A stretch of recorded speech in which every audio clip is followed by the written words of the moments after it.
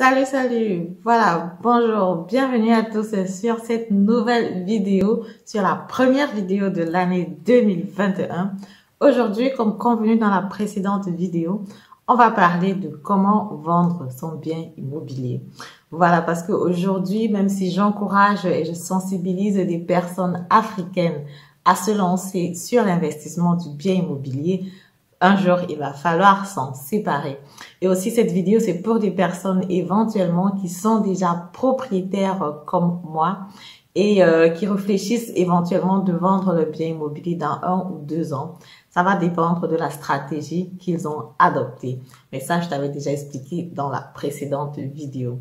Donc, du coup, cette vidéo, comment vendre son bien immobilier, je te dévoile donc toutes les stratégies après l'intro.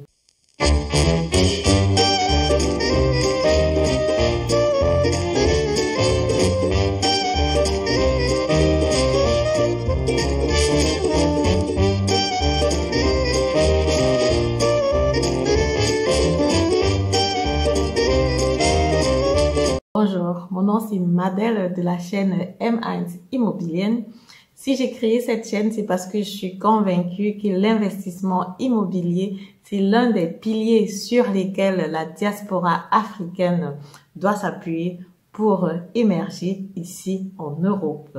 Voilà, l'investissement immobilier ne te demande pas grand-chose au départ et tu as comme ça la possibilité à travers cet investissement-là d'assurer tes fins du mois, de te construire un patrimoine de qualité que tu peux comme ça léguer à la future génération ou alors tout simplement revendre et te faire un cash flow important.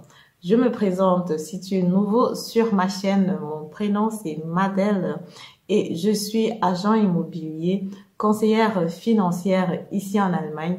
Donc, je suis habilitée à te donner des conseils pour tout ce qui concerne la finance. Et si jamais tu es intéressé par l'achat d'un bien immobilier, si tu veux te lancer à l'action, je peux comme ça mettre des biens immobiliers à ta disposition pour que tu puisses en acheter.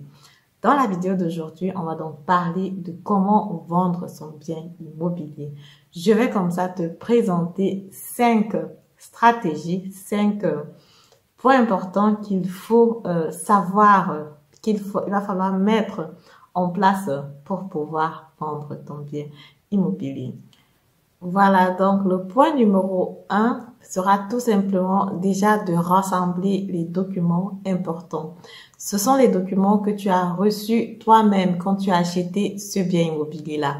C'est pour ça que je conseille toujours naturellement d'avoir un classeur, d'avoir voilà un classeur où tu mets tous ces documents importants-là dès le début. Ça sera donc le titre foncier, voilà, de ce qu'on appelle le Teilungserklärung.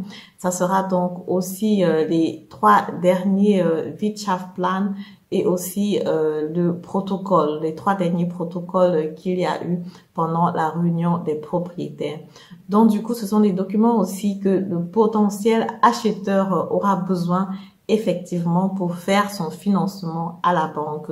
Tous ces documents-là sont généralement à garder soigneusement parce que tu auras besoin de ça lors de la vente de ton bien immobilier parce que la banque, naturellement, en a besoin vu qu'en général, c'est la banque qui va donner son argent pour faire le financement sur ce bien immobilier-là. L'astuce numéro 2, c'est de faire des photos professionnelles parce qu'effectivement, ton exposé, c'est ta vitrine en fait. Ce sera ta vitrine sur Internet, ce sera ta vitrine sur ton annonce. Donc, il faut faire des photos professionnelles, des photos vraiment bien faites que tu vas mettre dans ton exposé. Ton exposé va être naturellement un peu plus détaillé parce qu'il faut un peu expliquer voilà, dans quelle région l'appartement se trouve, qu'est-ce qu'il y a comme supermarché à côté, est-ce qu'il y a une école, est-ce qu'il y a une crèche et tout le reste. Ça permet tout simplement déjà à l'acheteur ou alors au potentiel acheteur de voir dès le début, est-ce que c'est un coin qui m'intéresse, est-ce que c'est un quartier qui est intéressant, est-ce que ça vaut la peine que je réponde à cette annonce-là. Donc, en ce moment-là, je conseille toujours de faire des photos vraiment professionnelles de bonne qualité pour pouvoir mettre ton annonce sur Internet. Il faut mettre l'annonce sur Internet sur des plateformes qui sont payantes, qui sont payantes, je conseille parce que les plateformes qui sont généralement gratuites, c'est des plateformes qui attirent des personnes qui n'ont pas souvent une bonne bonité, qui n'ont pas une bonne crédibilité. C'est la même chose quand tu veux mettre ton appartement à louer. C'est souvent plus intéressant de payer un peu d'argent, de mettre ton annonce sur une plateforme qui est payante. Bon, généralement, tu vas payer, je sais pas moi, 200, 300 euros selon la durée sur laquelle tu veux mettre ton annonce sur Internet. Mais généralement, en faisant ce pas, tu as la possibilité comme ça d'avoir des personnes vraiment de qualité qui peuvent acheter ou alors qui peuvent louer ton appartement en ce moment-là. Le troisième point qui est pour moi le point le plus difficile, c'est comment fixer le prix de vente de ton bien immobilier. Parce que effectivement, d'un côté, tu ne veux pas être trop cher pour ne pas faire fuir les gens. D'un autre côté, tu ne veux pas être non plus trop moins cher. Tu veux quand même naturellement avoir un prix pour pouvoir réaliser une certaine marge de bénéfice sur ton acquisition de biens immobiliers. Donc, comment faire pour trouver le prix qui est adéquat pour la vente de ton bien immobilier? Ce que je conseille généralement, c'est beaucoup plus de regarder ce qui se passe déjà aux alentours. Quel est le prix qui est sur le marché? Quel est le prix au mètre carré dans la région? Et directement, tu peux comme ça multiplier avec le nombre de mètres carrés qu'a ton appartement ou alors ta maison. Ça te donne déjà une certaine base avec laquelle tu peux travailler.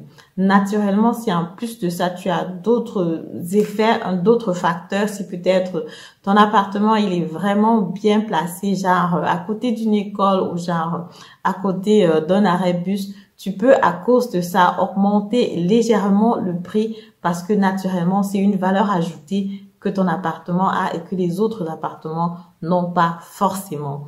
Mais ce qui est aussi très important ici à savoir, c'est qu'il y a beaucoup de personnes qui vont vouloir négocier le prix. Donc du coup, si tu mets le prix trop bas, il y a des personnes qui vont encore vouloir négocier à la baisse et ça ne sera pas très intéressant.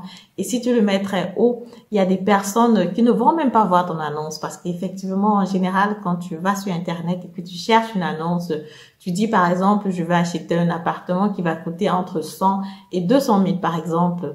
Mais si par exemple l'appartement était à 210 000 ou 220 000, ayant pour espoir de négociation à 200 000, du coup cet appartement ne va même pas être vu et comme ça tu auras perdu certains potentiels intéressés. Donc du coup, regardez le prix qui est dans la région et se positionner un peu au milieu. Et aussi, quand tu as fixé ton prix, donc quand tu fixes le prix de ton bien immobilier, il faut aussi bien faire tes calculs à l'avance parce qu'effectivement, tu vends ton bien immobilier parce que tu veux faire une certaine marge, un certain bénéfice sur cette acquisition-là. Donc, du coup, il faut regarder exactement quel est le montant que tu dois encore payer à la banque. En général, tu vois ça sur ton Darlehensvertrag, sur ton contrat que tu as reçu de la banque à l'époque quand tu avais acheté ton bien immobilier. Ou alors sur Internet, sur ton online banking, en général, par mois, tu vois le montant qu'il reste encore à payer sur ce bien immobilier-là. Donc, du coup, tu vas faire la soustraction pour savoir ce qu'il va te rester effectivement quand tu auras vendu ton bien immobilier. Selon la stratégie donc que tu auras choisie, j'avais déjà expliqué ça dans une des précédentes vidéos. Donc, si tu es sur si tu es sur un appartement dans lequel tu as vécu et que tu peux vendre stir-fry, tu n'auras plus rien à payer aux impôts. Mais si tu es dans un appartement qui est en location, il va falloir naturellement tenir compte du fait qu'il va falloir encore payer des impôts là-dessus pour pouvoir avoir ton bénéfice final. Donc, du coup, il faut aussi bien faire les calculs à l'avance pour ne pas être dessus, pour savoir exactement ce que tu vas avoir comme le net après avoir vendu ton bien immobilier. Si tu es intéressé par cette thématique-là, fais-moi savoir dans les commentaires. Comme ça, je pourrais encore faire une vidéo là-dessus où j'explique pas à pas et où je donne les détails avec les chiffres à l'appui. Point numéro 4, qui est dans celui de l'organisation. Il faut bien t'organiser quand tu veux vendre ton bien immobilier. Il faut avoir le temps parce qu'il faut effectivement planifier toutes les actions qui vont être mises en place. Quand tu as déjà mis l'annonce sur Internet, il y a de fortes chances que beaucoup de personnes te contactent.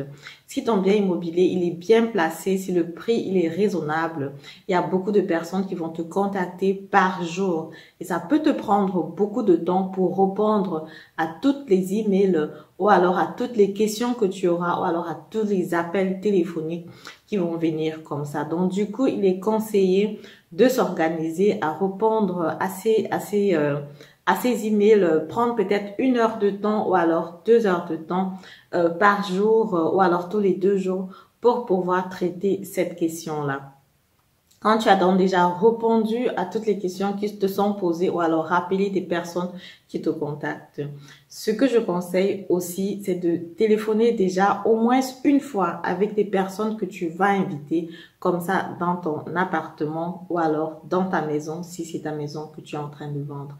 Parce que effectivement, il faut déjà savoir un peu au début de qui il s'agit. Est-ce que la personne est vraiment qualifiée? Est-ce que la personne peut en fait acheter cet appartement-là?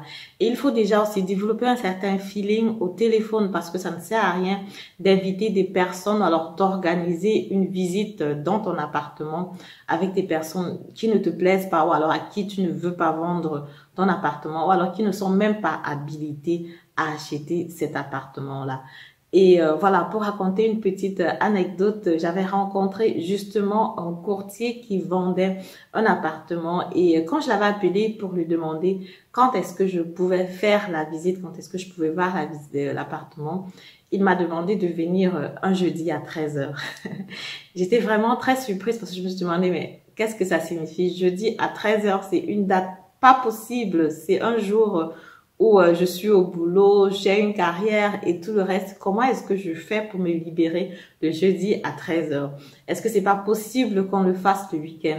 Et à ça, il m'a répondu, non, j'ai pas envie d'organiser des visites avec des personnes qui le week-end s'ennuient, ils n'ont rien à faire et du coup, ils décident de venir voir des appartements qu'il y a dans le quartier, ils se baladent avec leurs enfants, avec leurs chiens. Non, je veux des personnes qui sont réellement intéressées et qui veulent vraiment acheter. Donc, madame, si tu es vraiment intéressée, tu peux prendre un jour libre au boulot ou alors tu demandes une permission au boulot pour venir voir l'appartement. Mais ce qui est du week-end, ça me permet tout simplement de filtrer les personnes qui ne sont pas très intéressées. Finalement, en général, il faut le faire aussi, voilà, un peu comme pour les visites de l'appartement. Donc, toutes les 30 minutes, ou alors ça dépend de la grandeur de l'appartement aussi, ou alors toutes les 1 heure de temps. Donc, du genre, tu dis à la personne A de venir à 13 heures, la prochaine personne vient à 13h30, l'autre vient à 14 heures, le prochain vient à 14h30. Ça te permet tout simplement à la première personne de venir, vous allez à travers l'appartement, après il va sortir, la deuxième personne va venir visiter l'appartement et il va sortir. Bon, généralement, c'est aussi bien de faire ça comme ça que de demander à tout le monde de venir au même moment, parce que non, c'est bon, actuellement avec Corona, ça ne serait même pas possible. Mais aussi, les visites groupées, ça fait que des personnes commencent à chuchoter entre elles et elles commencent à raconter des trucs qui ne sont pas très cool. Mais quand chaque famille ou chaque personne intéressée vient seule, tu peux discuter avec la personne directement et tu peux voir quel est le feedback direct de la personne. Est-ce qu'il veut vraiment ou alors est-ce qu'il ne veut pas? Voilà, comme ça on va donc passer à la 5e stratégie qui va être tout simplement du home staging. Ça vient beaucoup plus des États-Unis. Ça veut dire tout simplement que tu vas faire un petit investissement sur donc cet appartement-là, le rénover, le retaper, le rendre plus beau, le rendre plus chic, mettre éventuellement une cuisine ou alors, voilà, rehausser un peu la valeur. Naturellement, tu vas investir au début, mais en général, tu as la possibilité de récupérer cet investissement-là après que tu aies vendu le bien immobilier. Pourquoi? Parce que ayant fait cet investissement-là, tu vas avoir du côté des clients tout simplement ce wow effect, qui sera là. Des personnes qui vont dire wow, c'est beau, c'est joli, je vais à tout prix l'acheter et du coup, tu vas le vendre un peu plus facilement. Voilà, je suis comme ça arrivée au terme de ma vidéo. Si ça t'a plu, je t'invite à me mettre un pouce en haut, de commenter la vidéo, de partager la vidéo et on se dit à lundi prochain pour la prochaine vidéo. Au revoir.